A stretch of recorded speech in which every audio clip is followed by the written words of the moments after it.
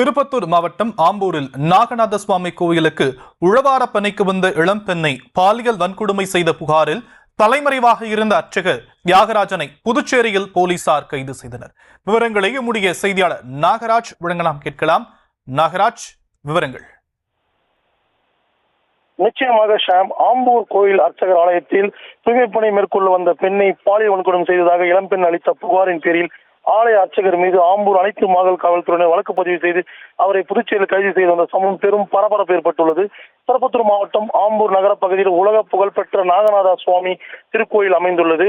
இந்த திருக்கோயிலில் தூய்மை பணி மேற்கொண்டு வரும் இளம் பெண்ணான சந்தியா ஒருவரை இந்த ஆலயத்தில் அர்ச்சகராக பணியாற்றி வரும் தியாகராஜ் என்பவர் உணவு பணி மேற்கொள்ளும் ஊழியர்களுக்கு தனது வீட்டிற்கு சென்று உணவு எடுத்து வர சொல்லி இளம்பெண்ணை அனுப்பியுள்ளார்.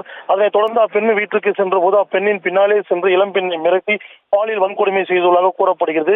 இதை குறித்து பாதிக்கப்பட்ட இளம்பெண் அர்ச்சகர் தியாகராஜன் மீது அனைத்து மகளிர் காவல் நிலையத்தில் புகார் அளித்துள்ளார். புகாரின் பேரில் ஆலய அர்ச்சகர் மீது ஆம்பூர் அனைத்து மகளிர் காவல்துறையினர் வீட்டில் அடைத்து வைத்து பாலியல் வன்கொடுமை செய்ததாகவும் பணியிடத்தில் பெண்கள் மீதான பாலியல் துன்புறுத்தல், கொலை மிரட்டல் உள்ளிட்ட பிரிவுகளுக்கு மீது வழக்கு பதிவு செய்து அவரை தலைமறைவாக உள்ளவரை தேடி வந்த நிலையில் இன்று தியாகராஜனை புதுச்சேரி மாநிலத்தில் ஆம்பூர் தனிப்பிரிவு போலீசார் சுற்று வளைத்து அவரை கைது செய்து ஆம்பூருக்கு அழைத்து வந்து விசாரணை மேற்கொண்டு வருகின்றனர். திருப்பத்தூர் மாவட்டத்தை பொறுத்தவரையும் தொடர்ந்து இது போல பாலியல் வன்கொடுமை புகார்கள் அதிக அளவில் வருவதால் மாவட்ட காவல்துறை அவர்கள் தனிப்பிரிவு அமைத்து இந்த மாதிரி பாலியல் தொலைவர்கள் மீது தனி நடவடிக்கை எடுக்க வேண்டும் என்று சமூக ஆர்வலர்கள் கோரிக்கை வைத்துள்ளனர். ஷாம்,